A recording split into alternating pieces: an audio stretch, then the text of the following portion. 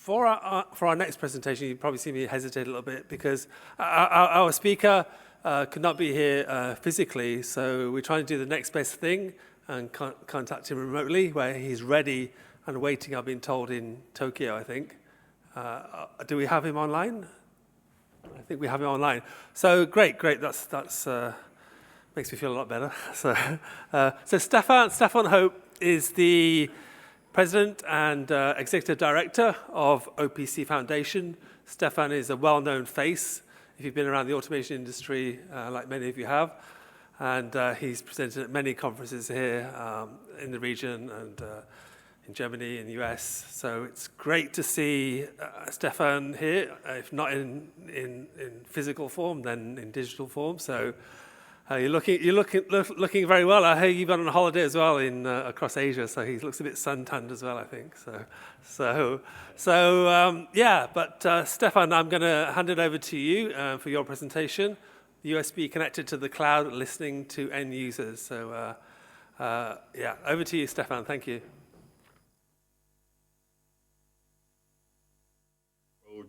Where we do something because we can. It's really something to solve challenges. But let's dive in, and for sure I have 2-3 introduction slides. So I guess there's nobody in the room who is not aware of what OPC is, and I see also a lot of OPC members here on your agenda. So I keep this short. I assume everybody knows what OPC Foundation is doing. What I'm really proud is we crossed the 1,000 member line. That's fantastic.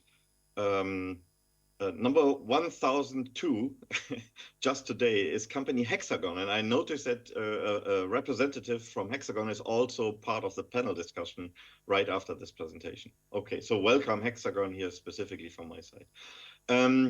As you see, whatever we do, OPC is providing the vision that we can share information in a secure, reliable way, scaling from sensor up to cloud. That's our main message. And everything what we do is open. That's the O from OPC. All the deliverables like specifications, once they are released, are open for everybody. Tools, sample code is a lot of available on GitHub. And even you're using third-party code, open source, or toolkit, if you like to, and you should increase the quality, go to an OPC lab to check your system, your offerings, your application, and you have to pay the application engineer, but not the OPC Foundation. Okay, with that, you see a lot of logos here from all the OPC Foundation members. I just started on the left upper corner to list the who is who of the top 50 companies in the world. And I have to add Hexagon here. That was too short notice this morning for me. On the right side, and this makes me really proud, I believe the OPC Foundation is one of the very, very few organizations where really the OT and IT world comes together. The previous speaker from Arne, from talking about APL, he mentioned, yeah, there's always a battle between OT, IT world. That's true.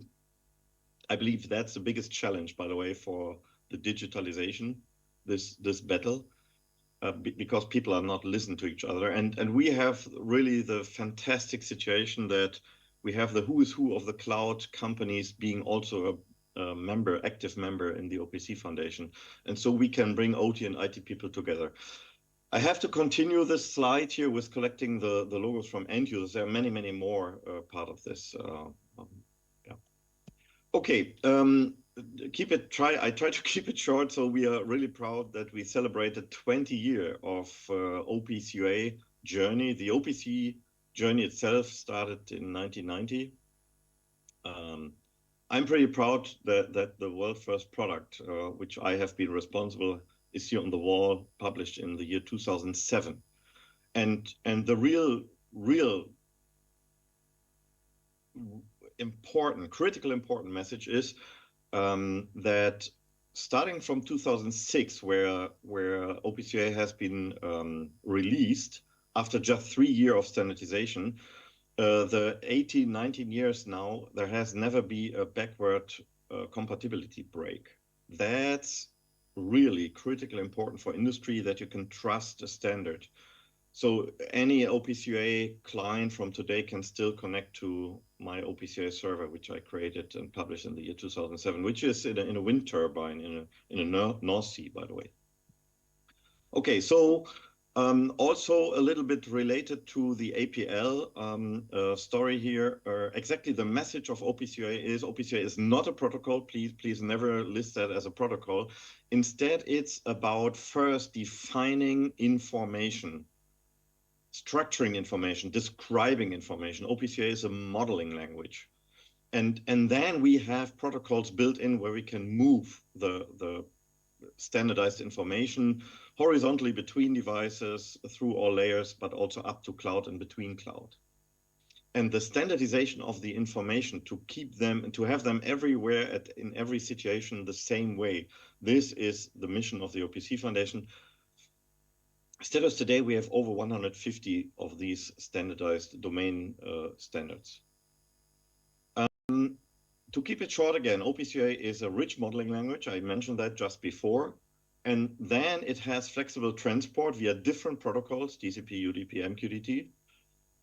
By the way, also file transfer and REST interfaces, which maybe not everybody is aware of. But we educated the German-driven asset administration shell people, but they wanted to create a new, different concept, which is not really compatible here to OPCUA. But it's so everything is available with OPCUA, and security is built in. You see that OPCUA is mostly in 3 layers: in the OT layer 1, then between the OT and IT layer 2, and the IT itself, number 3. And mostly I'm talking today about 2 and 3. Before, I like to share the message that even OPCUA is a super rich it's like a Lego brick system where you have a huge number of Lego bricks with different functionalities for security, for modeling, for transport. But you do not have to implement everything always. Like a Swiss knife, where you can have a full blown up Swiss knife, but if you are on the road in vacation and you need just a smaller one, well, then take a smaller one. And that's also true for the industrial automation world. A gateway doesn't need maybe TSN, and a PLC maybe not provide a REST interface, and applications in the cloud will definitely not talk TCP and UDP, and also not talk TSN. Okay, because we had one session about here Ethernet APL, I just extended here my session with 2 more slides. We have a dedicated OPC field initiative. They started 2018. We are expecting first product this year. This enables, first of all, a horizontal controller-to-controller communication, which is not really possible today. If you go to a factory, you see multiple machines with different ecosystems, with different field bus systems, and they cannot, in a standardized way, talk horizontally to each other. And this is solved by this initiative, OPCUA FX Field Exchange. That's the acronym. For the process industry, definitely Ethernet APL, we love it. That's an enabler for us to dive deeper into the field devices. And I believe on the future of OPCUA as the solution for the industrial process industry, because only OPCUA is able to describe the data as near as possible at the data source, and then move it up by keeping the context of the information through all the layers in the automation pyramid up to the cloud. And obviously OPCUA also provides safety and so on, so that's given. And if you compare OPCUA to other transport mechanisms like Profinet was mentioned before, we believe that this is the full offering because we can scale to cloud, and we have IT security integrated since years, which has been reviewed by a lot of government security departments. But again, today the focus is on cloud and the cloud initiative. So let's have a look here. We are really proud that we delivered one standard for multi-cloud solutions. Years ago, a lot of companies integrated OPCUA already to their solutions. So big companies, Siemens, Becker, Phoenix, Contact, Vago, and so on, they all implemented MQTT to their controllers. But guess what? If you receive the data, even they are sending the same information, a temperature value with a value 42. The receiving data stream is always different, has a different format. And so now with OPCUA over MQTT, we have an aligned solution between the OT and IT world. It's in different encodings like JSON and binary, both have their benefits. It is highly integrated, meanwhile, by a lot of these 50 plus companies. It is already implemented and adapted by AWS, Microsoft. Alibaba Cloud joined the OPC Foundation, announcing they will also do this. SAP is delivering this year. So it's the standard connector. And this is here my hint. Even you even you don't love OPCUA and you just have a super small 8-bit chip controller, then I can only tell you, send the data out in the OPCUA encoding without having a full-blown up OPCUA server, because the other side, the IT people, immediately understand them without any further heavy integration cost. Well, I think I don't have to mention that it's cost efficient. There are no license fees and so on. We moved up a little bit with digital twins. I'm skipping this a little bit. So this is already available since 1 year, that you can instantiate an OPCUA server in the edge, in the cloud, load the information model of here in case of a robot, and then you have a digital twin of that physical twin. I just like to mention this, and we are moving heavily to support also the carbon footprint reports and the battery passport. There are a lot of requirements coming up as regulations from the European Union. I like to share that with you here in this Asia room.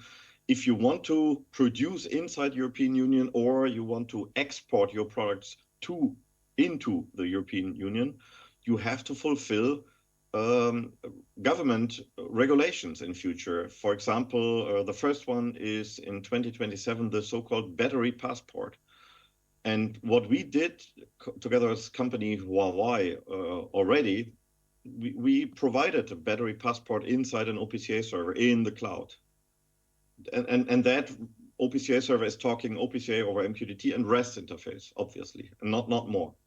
It was very simple. We just implemented that in 3 hours. So OPCUA is really easy and simple to adapt here.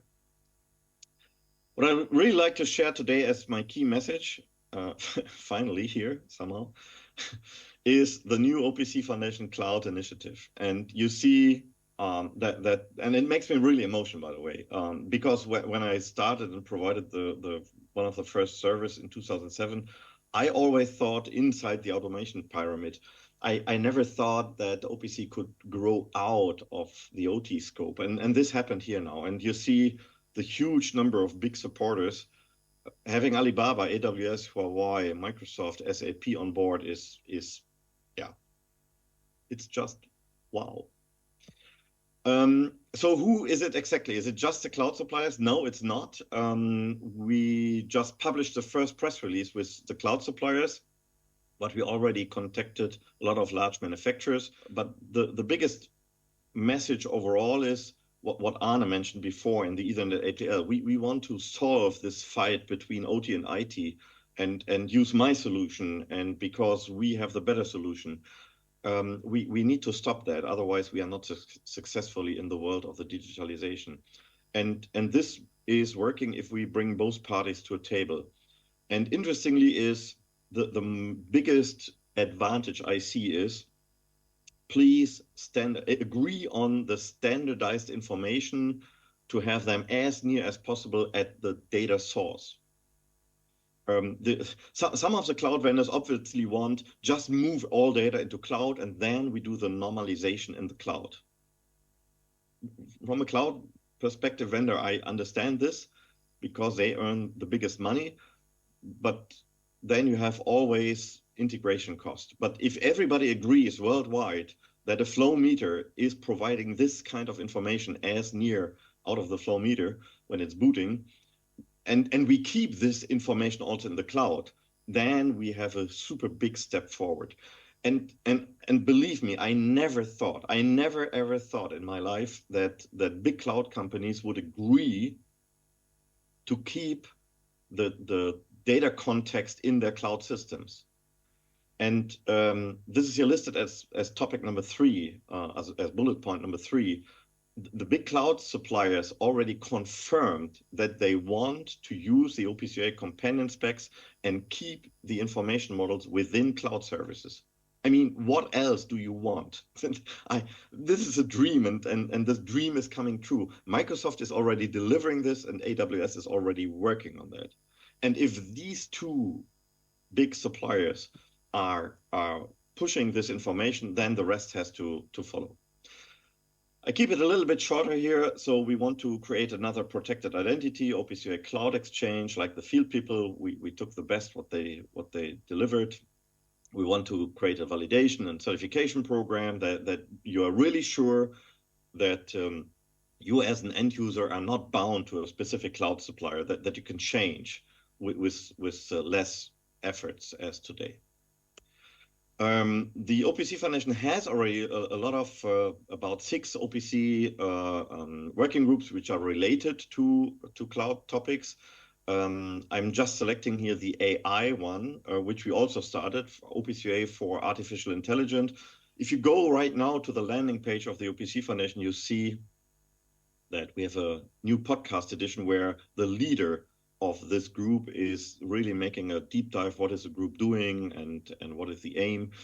Within just 3 days, we had over 60 huge companies who wanted to participate here. And that's a really great success. And if you have interest, you can still join this group. They just started. They had a kickoff just a couple of days ago. Now it's becoming a little bit a movie. I want to stay in my time, but I want to share this information. I mentioned that we standardize information. There's a landing page where you see over 150 of these domain standardized specifications already. We are heavily working more and more in the energy sector and the green energy. If we want to save the world, we all know we have to reduce CO2, we need more green energy, and then we have the same challenge on having a USB connector to all these energy production, transformation, distribution, storage, and consuming areas. Just to share also that we are growing out of the industrial automation market. I'm really proud to announce that the European vending and coffee machine industry is integrating OPC to their devices, not only to connect these devices to the outside world, to cloud services, also inside these vending machines, you have multiple vendors providing different services. So they have the same challenges what we already solved in the automation world. Growing out of the automation world also makes me really proud. It shows that OPCA has really interesting design architecture which fits to other areas. Well, and then we just published a new success story, this time from the tobacco industry. It is the first time where a domain is publishing the benefits of having a domain information model. And when I see when we started this initiative about 8 years ago, this is exactly the life cycle of standardization from a vision, from the idea, bringing people together, agreeing on a standard, making the standard robust, bringing it to end users, and then getting an end user success story. Really cool story. So if you like to see that, feel free. It's public on the web. And also with Airbus, OPCA is meanwhile in a rocket, in a civil rocket. So honestly, we are looking down to the cloud from the space. Isn't that cool? Really cool. Okay, you find a lot of more information here and some brochures and so on. That's all available. Last slide, and then I'm perfectly in time. Again, I provided you a first idea about the upcoming cloud initiative. If And this is a call for action. If you like to get more information, then please contact me. If you are an OPC Foundation member, what most are here also presenting today, then you have the possibility to join either as an active member or just in listen mode, that you are aware of what's going on. So you don't have to participate each meeting, you don't have to contribute, but you are in the group and you can listen what they're doing. You get the minutes. But my call is specifically here to the big end users. Please be proactive here now and join this initiative. I do not want to have your money. I do not want you to become an OPC member. Well, you can, yes, I'm happy about that, but that's not my goal. I want to solve something really. I want to bring the OT and IT people together, and I want that everybody and the engineers come together to solve something what we all need, and we all want to have a standardized connector to cloud systems from the OT world. We want to have same services in different cloud suppliers. We want to have same information. We want to consume the same information. So be active right now. We just need your logo. We need your voice, and you should be vocal right now. Tell us your wishes, and we are providing the wishes. We are condensing them, collecting them, and putting them to the table for all the cloud suppliers. With that was my presentation. Again, Bob, thank you very much for having me here. And it's a pleasure. I would love to stay in the room with you. But on the other hand, I'm also pretty much working and traveling around the world. And I think staying a little bit in vacation also makes sense. With this, I hand over back. Thank you so much.